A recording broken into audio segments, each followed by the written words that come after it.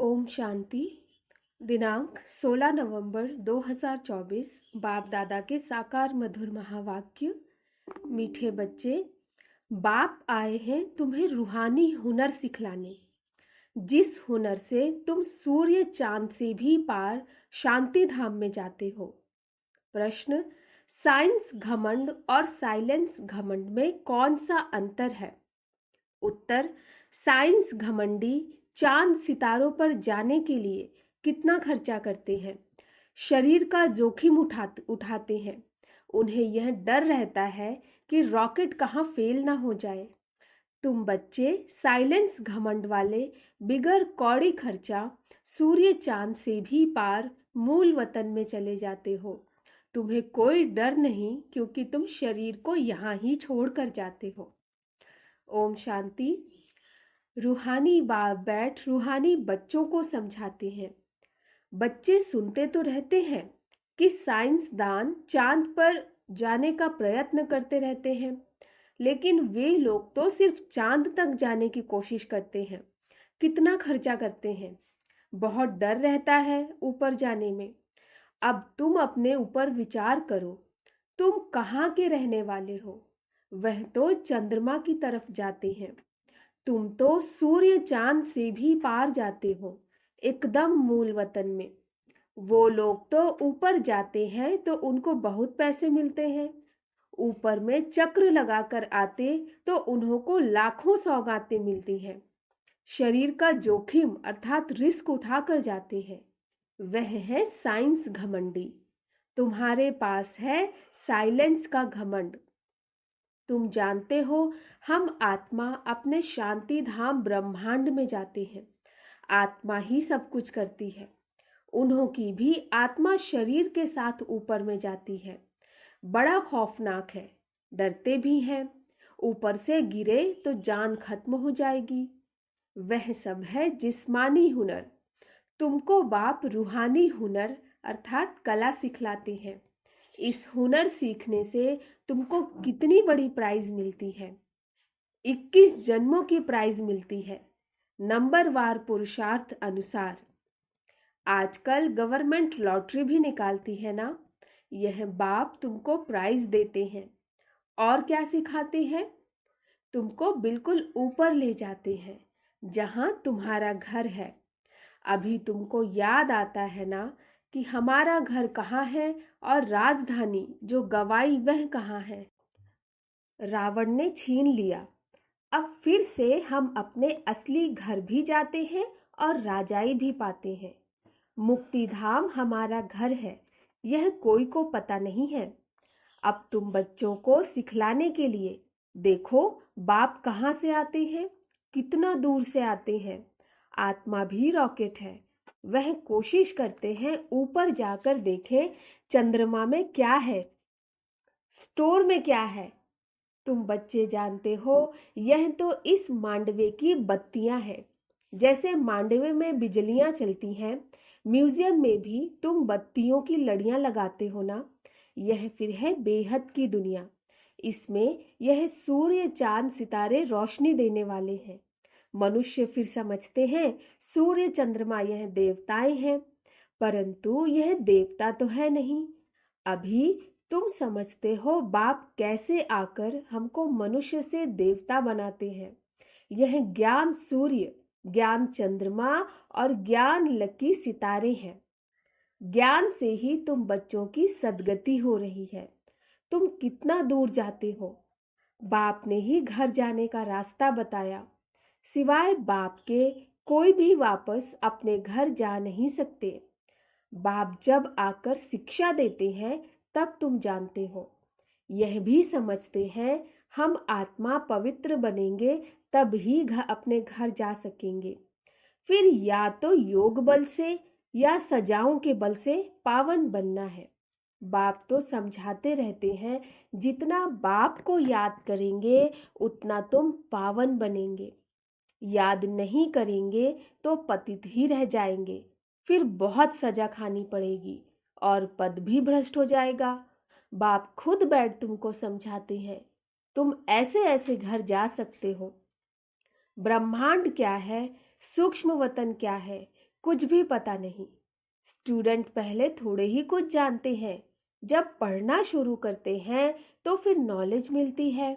Knowledge भी कोई छोटी कोई बड़ी होती है। आईसीएस का इम्तहान दिया तो फिर कहेंगे नॉलेजफुल।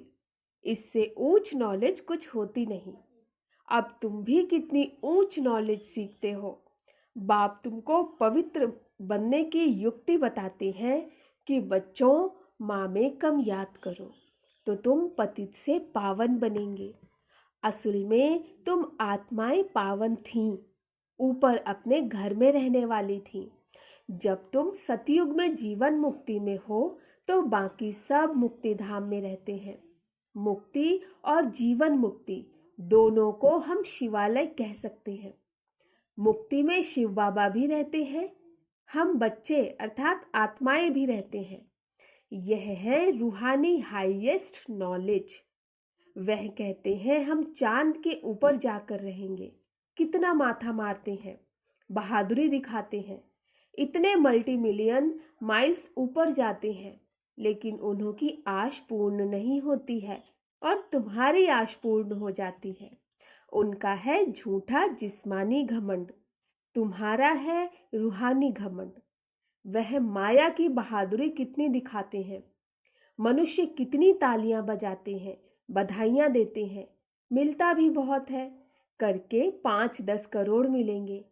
तुम बच्चों को यह ज्ञान है कि उन्हों को यह जो पैसे मिलते हैं सब खत्म हो जाएंगे, बाकी थोड़े दिन ही समझो। आज क्या है कल क्या होगा। आज तुम नर्कवासी हो, कल स्वर्गवासी बन जाएंगे। टाइम कोई जास्ती नहीं लगता। तो उन्हों की है जिस्मानी ताकत और तुम्हारी है रूहानी ताकत, जो सिर्फ तुम ही जानते हो। वह जिस्मानी ताकत से कहाँ तक जाएंगे? चांद सितारों तक पहुंचेंगे और लड़ाई शुरू हो जाएगी।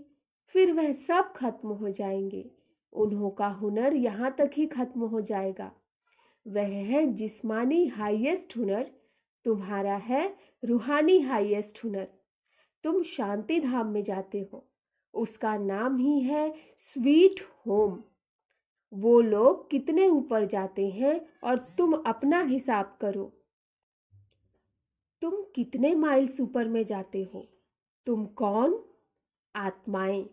बाप कहते हैं मैं कितने माइल्स ऊपर में रहता हूं, गिनती कर सकेंगे? उन्हों के पास तो गिनती है। बतलाते हैं इतने माइल्स ऊपर में गए फिर लौट आते हैं। बड़ी खबरदारी रखते हैं, ऐसे उतरेंगे यह करेंगे। बहुत आवाज होता है। तुम्हारा क्या आवाज होगा? तुम कहाँ जाते हो, फिर कैसे आते हो, कोई पता नहीं। तुमको क्या प्राइज मिलती है यह भी तुम ही जानो। वंडरफुल है, बाबा की कमाल है, किसको पता नहीं। तुम तो कहेंगे यह नई बात थोड़े ही है। हर 5000 वर्ष बाद वह अपनी यह प्रैक्टिस करते रहेंगे। तुम इस सृष्टि रूपी ड्रामा के आदि मध्य अंत ड्यूरेशन आदि को अच्छी रीति जानते हो, तो तुमको अंदर फक्र होना चाहिए। बाबा हमको क्या सिखलाते हैं? बहुत ऊंचा पुरुषार्थ करते हैं, फिर भी करेंगे।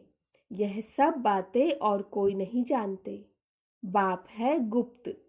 तुमको कितना रोज समझाते हैं, तुमको कितनी नॉलेज देते हैं।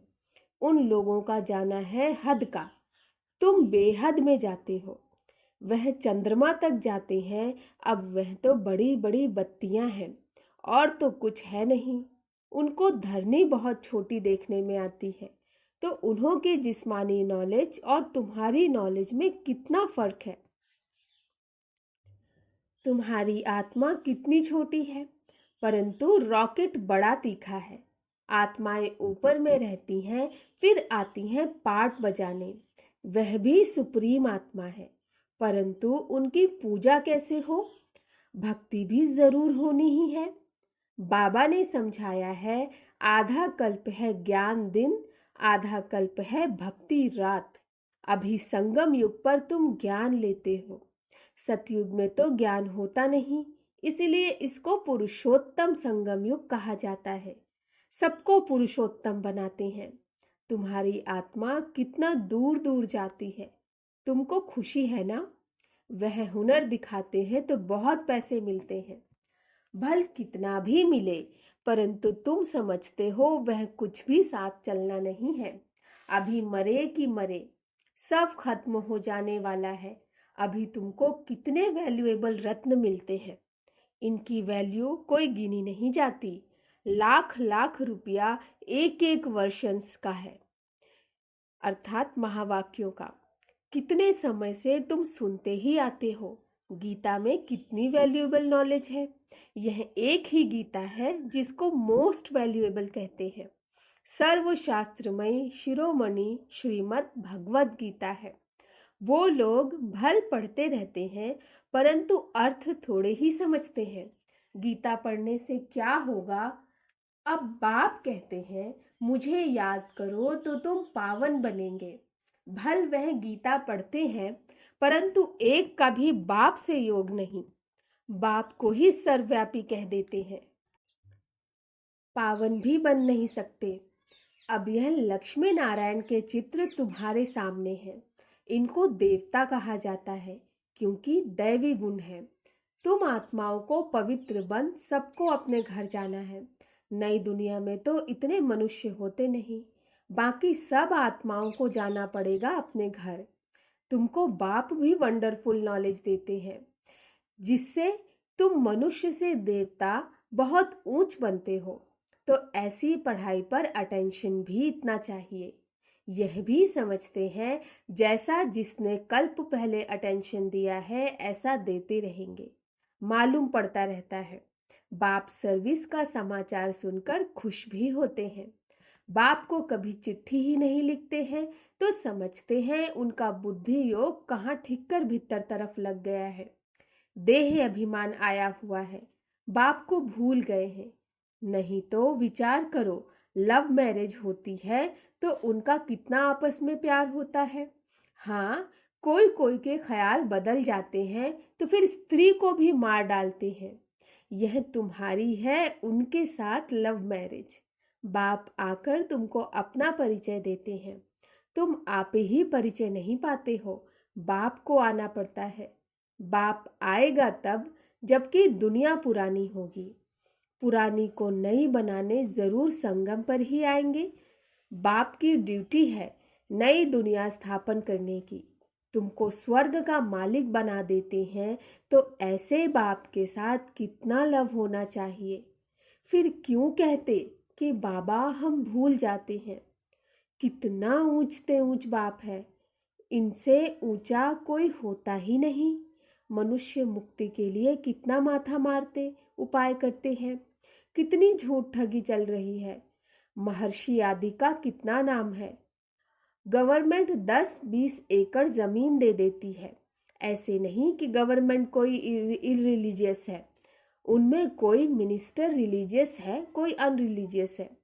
कोई धर्म को मानते ही नहीं। कहा जाता है रिलीजन इज माइट। क्रिश्चियन में माइट थी ना, सारे भारत को हप करके गए। अभी भारत में कोई माइट नहीं है। कितना झगड़ा मारा मारी लगी पड़ी है। वही भारत क्या था, बाप कैसे कहाँ आते हैं, किसको कुछ भी पता नहीं। तुम जानते हो मगध देश में आते हैं जहाँ मगरमच्छ होते हैं। मनुष्य ऐसे हैं जो सब कुछ खा जाएं। सबसे जास्ती वैष्णव भारत था। यह वैष्णव राज्य है ना। कहाँ यह महान पवित्र देवताएं, कहाँ आजकल देखो क्या क्या हप करते जाते हैं। आदमखोर भी बन जाते हैं। भारत की क्या हालत हो गई है। अभी तुमको सारा राज समझा रहे हैं, ऊपर से लेकर नीचे तक पूरा ज्ञान देते हैं। पहले पहले तुम ही इस पृथ्वी पर होते हो, फिर मनुष्य वृद्धि को पाते हैं। अभी थोड़े समय में हाहाकार हो जाएगा, फिर हाय हाय करते रहेंगे। स्वर्ग में देखो कितना सुख है। यह एम ऑब्जेक्ट की निशानी देखो। यह सब तुम बच्चों को धारणा भी करनी है। कितनी बड़ी पढ़ाई है। बाप कितना क्लियर कर समझाते हैं। माला का राज भी समझाया है। ऊपर में है शिव बाबा, फिर मेरू। प्रवृत्ति मार्ग है ना, निवृत्ति मार्ग वालों को तो माला फेरने का हुक्म नहीं। यह है ही देवताओं की माला। उन्होंने कैसे राज्य लिया है, तुम्हारे में भी नंबरवार है। कोई कोई है जो बेधड़क हो किसको भी समझाते हैं। आओ तो हम आपको ऐसी बात बताएं जो और कोई बता ही नहीं सकते। सिवाय शिव बाबा के और कोई जानते ही नहीं। उन्हों को यह राजयोग किसने सिखाया? बहुत रसीला, बैठ समझाना चाहिए। यह 84 जन्म कैसे लेते, देवता, क्षत्रिय, वैश्य, शूद्र। बाप कितनी सहज नॉलेज बताते हैं। और पवित्र भी बनना है, तभी ऊंच पद पाएंगे। सारे विश्व पर शांति स्थापन करने वाले तुम हो। बाप तुमको राज्य भाग्य देते हैं। दाता है ना, वह कुछ लेता नहीं है। तुम्हारी पढ़ाई की यह है प्राइज। ऐसी प्राइज तो और कोई दे न सके। तो ऐसे बाप को प्यार से क्यों नहीं याद करते हैं? लौकिक बाप को तो सारा जन्म याद करते हो, पारलौकिक को क्यों नहीं याद करते हो? बाप ने बताया है, यह युद्ध का मैदान है। टाइम लगता है पावन बनने में। इतना ही समय लगता है जब तक लड़ाई पूरी हो। ऐसे नहीं जो शुरू में आए हैं वह पूरे पावन होंगे। बाबा कहते हैं माया की लड़ाई बड़ी जोर से चलती है। अच्छे अच्छे को भी माया जीत लेती है। इतनी तो बलवान है। जो गिरते हैं वह फिर मुरली भी कहाँ से सुने? सेंटर में तो आते ही नहीं, तो उनको कैसे पता पड़े? माया एकदम वर्थ नॉट ए पेनी बना देती है। कौड़ी तुल्य। मुरली जब पढ़ें तब सुजाग हो, गंदे काम में चले जाते हैं। कोई सेंसिबल बच्चा हो जो उनको समझावे, तुमने माया से कैसे हार खाई है। बाबा तुमको क्या सुनाते हैं, तुम फिर कहाँ जा रहे हो? देखते हैं इनको माया खा रही है तो बचाने की कोशिश करनी चाहिए। कहाँ माया सारा अपना कर लेवे, फिर से सुजाग हो जाएं, नहीं तो ऊंच पद नहीं पाएंगे। सतगुरु की निंदा कराते हैं। अच्छा, मीठे मीठे सिकिलधे बच्चों प्रति माता पिता बाप दादा का याद प्यार और गुड मॉर्निंग। रूहानी बाप की रूहानी बच्चों को नमस्ते। हम रूहानी बच्चों की रूहानी बाप दादा को नमस्ते नमस्ते नमस्ते। गुड मॉर्निंग बाबा। धारणा के लिए मुख्य सार, बाप से साइलेंस का हुनर सीखकर इस हद की दुनिया से पार बेहद में जाना है। फखुर अर्थात नशा रहे। बाप हमें कितना वंडरफुल ज्ञान देकर कितनी बड़ी प्राइज देते हैं। दूसरा, बेधड़क होकर बहुत रसीले ढंग से सेवा करनी है। माया की लड़ाई में बलवान बन जीत पानी है। मुरली सुनकर सुजाग रहना है और सबको सुजाग करना है। वरदान, परम पूज्य बन परमात्म प्यार का अधिकार प्राप्त करने वाले संपूर्ण स्वच्छ आत्मा भव। परम पूज्य बन परमात्म प्यार का अधिकार प्राप्त करने वाले संपूर्ण स्वच्छ आत्मा भव। सदा ये स्मृति जीवन में लाओ कि मैं पूज्य आत्मा इस शरीर रूपी मंदिर में विराजमान हूं। ऐसी पूज्य आत्मा ही सर्व की प्यारी है। उनकी जड़ मूर्ति भी सबको प्यारी लगती है। कोई आपस में भल झगड़ते हो लेकिन मूर्ति को प्यार करेंगे क्योंकि उनमें पवित्रता है।